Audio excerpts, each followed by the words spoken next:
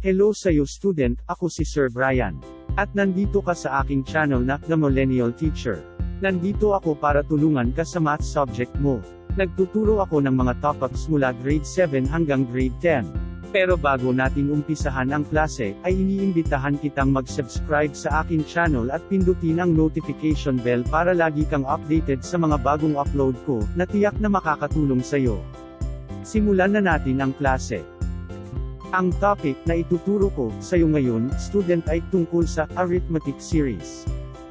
The sum S sub n of the first n terms of an arithmetic series is S sub n equals n over 2 times quantity A sub 1 plus A sub n. At ito ang ating first formula. Note that A sub n is equal to A sub 1 plus quantity n minus 1 times b. Kapag sinubstitute natin ang value ng A sub n sa unang formula, ay magiging S sub n equals n over 2 times quantity A sub 1 plus A sub 1 plus quantity n minus 1 times b. By simplifying student, ang ating second formula ay S sub n equals n over 2 times quantity 2A sub 1 plus quantity n minus 1 times b, where A sub 1 is the first term, A sub n is the nth term, n is the number of terms, and b is the common difference. Gamitin natin sa mga sumusunod na halimbawa ang unang formula. Example number 1. Find the sum of 10 terms if the first term is 5 and the 10th term is 68. Ang ating given student ay A sub 1 equals 5, A sub 10 equals 68, and n is 10. Using the first formula student, which is S sub n equals n over 2 times quantity A sub 1 plus A sub n, ay magiging S sub 10 equals 10 over 2 times quantity 5 plus 68. Next student ay magiging S sub 10 equals 10 divided by 2 is 5 times quantity 5 plus 68 is 73. At huli, student ay multiply the 5 sa 73, kaya ang final answer student ay 365. Example number 2. Given the first term of arithmetic sequence is 4, and the sum of the 10 terms is 355. What is A sub 10? In this case student, ang ating given ay A sub 1 equals 4, at ang ating S sub 10 ay 355. Using the formula S sub n equals n over 2 times quantity A sub 1 plus A sub n, ay magiging 355 equals 10 over 2 times quantity 4 plus A sub 10. Next student, I just copy the 355. Then simplify the right side of the equation. Kaya magiging 10 divided by 2 is 5 times quantity 4 plus A sub 10. Next student, ay distribute natin ang 5 sa loob ng parenthesis. Kaya magiging 5 times 4 is 20, and 5 times A sub 10 is 5A sub 10. Next student, ay ilipat natin ang 5A sub 10 sa left side ng equation, at ilipat natin ang 355 sa right side ng equation. Kaya magiging negative 5A sub 10 equals 20 minus 355. Next student, ay negative 5A sub 10 equals 20 minus 355 is equal to negative 335. At ang huli student, ay divide both side of equation by negative 5 and negative 335. divided by -5 is 67. Ibig sabihin, ang ating pang-10 term student ay 67. Sa mga susunod na halimbawa student, ay gamitin naman natin ang second formula. Example number 3. Given, the arithmetic sequence is 4 plus 11 plus 18 plus 25 plus and so on and so forth. Find the sum of the 10 terms. Ang ating given student ay a sub 1 equals 4, d equals 7, and n is 10. Using the second formula, which is s sub n equals n over 2 times quantity 2a sub 1 plus quantity n minus 1 times d ay magiging s sub 10 equals 10 over 2 times quantity 2 times 4 plus quantity 10 minus 1 times 7. Next student ay s sub 10 equals 10 over 2 is 5 times quantity 2 times 4 is 8 plus quantity 10 minus 1 is 9 and 9 times 7 is 63. Next student ay s sub 10 equals 5 times quantity 8 plus 63 is 71. And lastly student multiply 5 sa 71, kaya ang final answer ay 355. Example number 4. An arithmetic series contains 17 terms. If the first term is 2, and the sum is negative 170, what is the common difference? Ang given natin student ay a sub 1 equals 2, s sub 17 equals negative 170, and n equals 17. Using the second formula, which is s sub n equals n over 2 times quantity 2a sub 1 plus quantity n minus 1 times d ay magiging negative 170 equals 17 over 2 times quantity 2 times 2 plus quantity 17 minus 1 times d.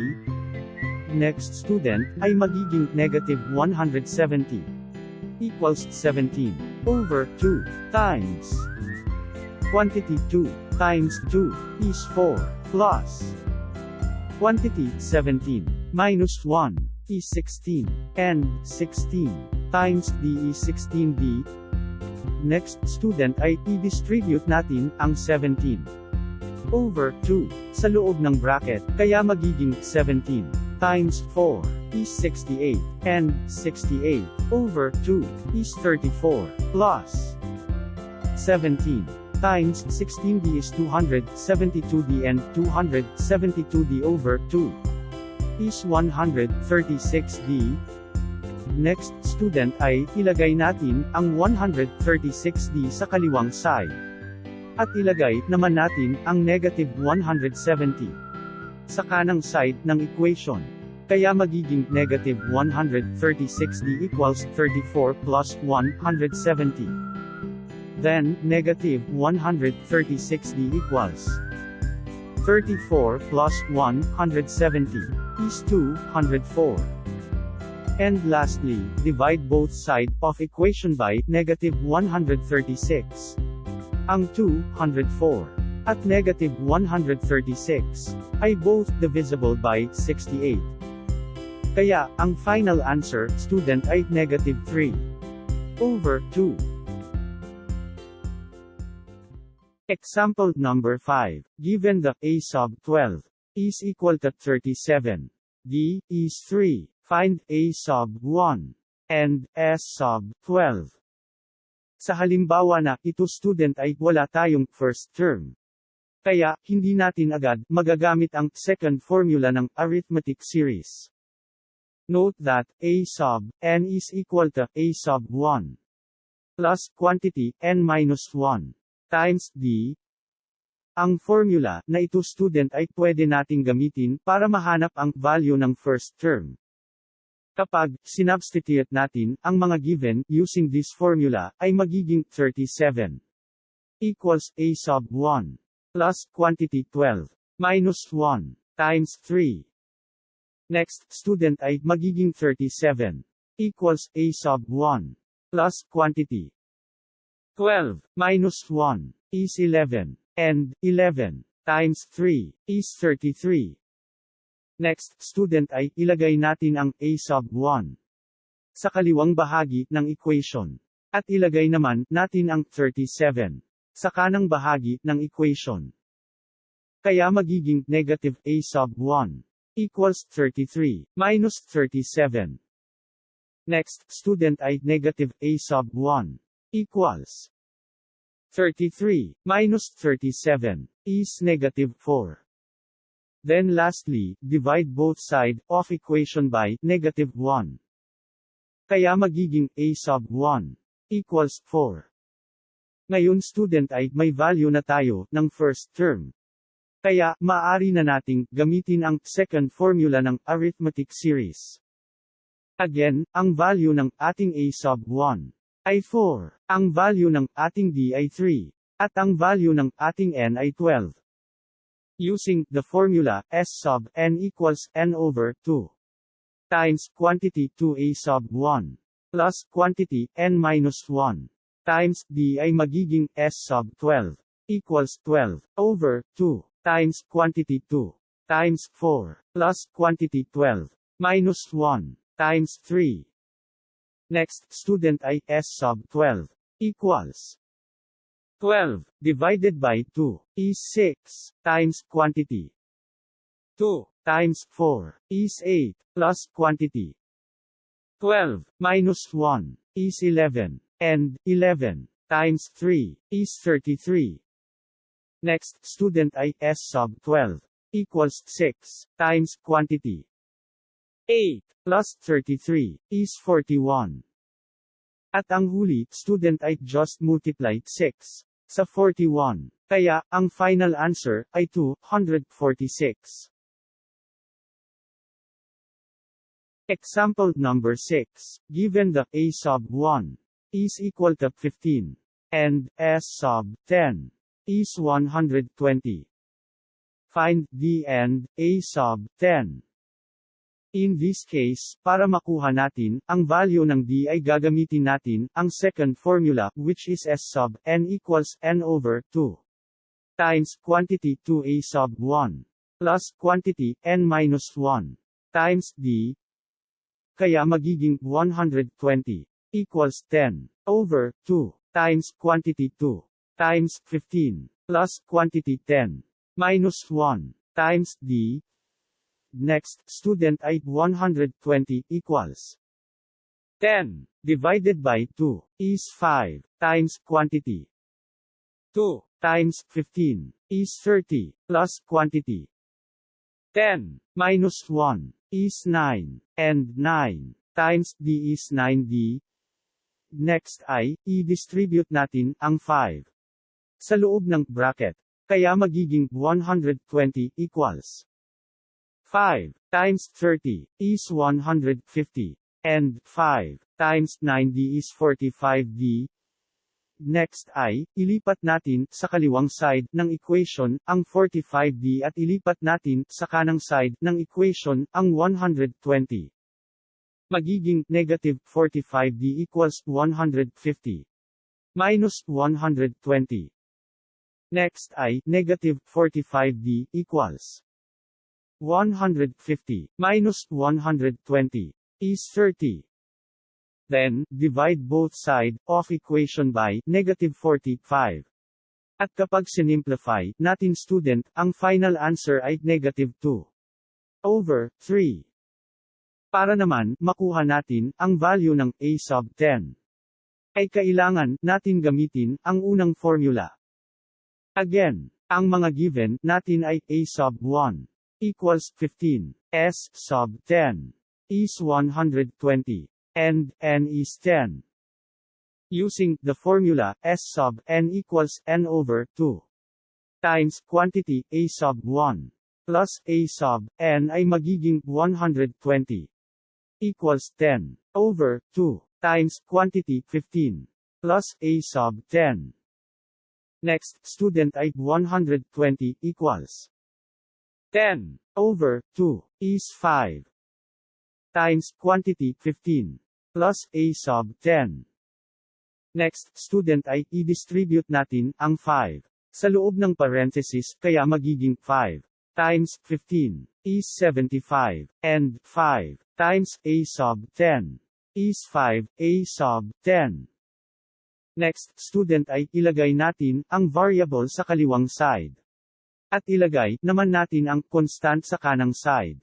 Kaya magiging negative 5 a sub 10 equals 75 minus 120. Next, student I, negative 5 a sub 10 equals 75 minus 120 is negative 45. Then, divide both sides of equation by negative 5. Kaya, ang final answer, student I, 9. Hopefully, may natutunan ka sa video na ito, student. At huwag mo na ding kalimutan, mag-subscribe. And share mo na din ito sa kapwa mo, mag-aaral na kailangan matutunan ang topic na ito. Muli, ako si Sir Bryan, ang iyong Millennial Teacher. And see you to my next class.